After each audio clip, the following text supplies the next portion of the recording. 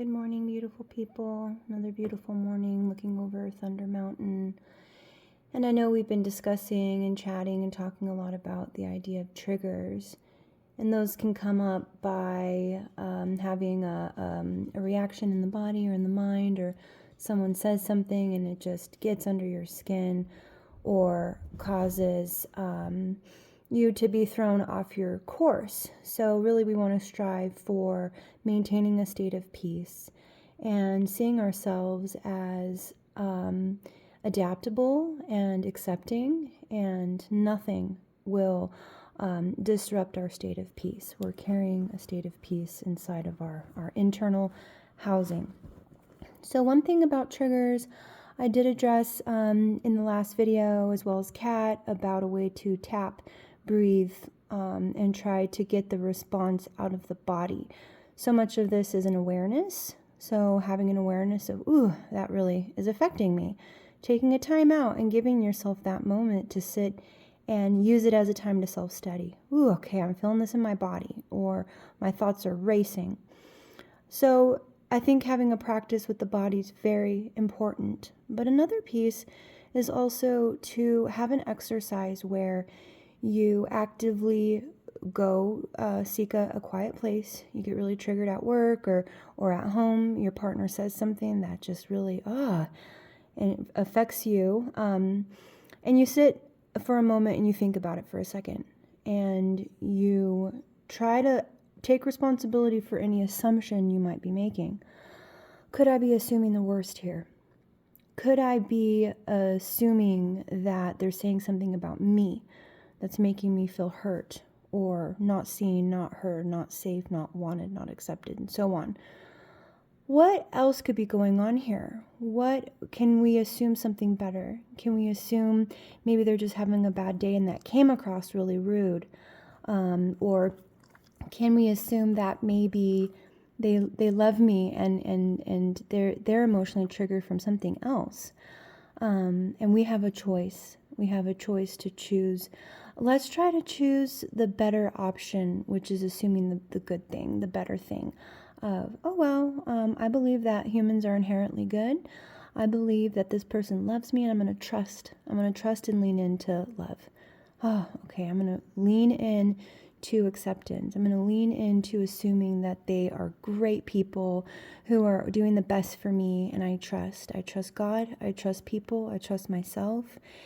And that's really where it comes down to, is really understanding that humans are fallible. We don't always act at our highest consciousness or frequency, and it's up to us of how we respond to things.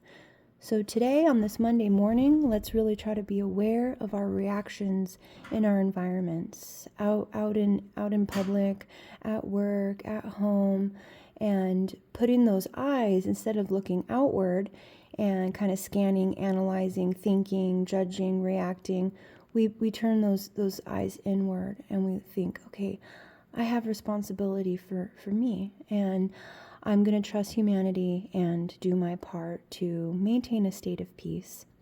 So hopefully these practices help you. And like I mentioned in the last practice with Kat, we're definitely willing to help you with yours if you want to articulate that. It's helpful to know that people care about your emotional state, and your emotions are valid and important, that you feel them. Your body is a sacred temple that you want to release and allow it to be heard. So with all those same core needs I mentioned in that last post, make sure that you're really taking care of those within your own self.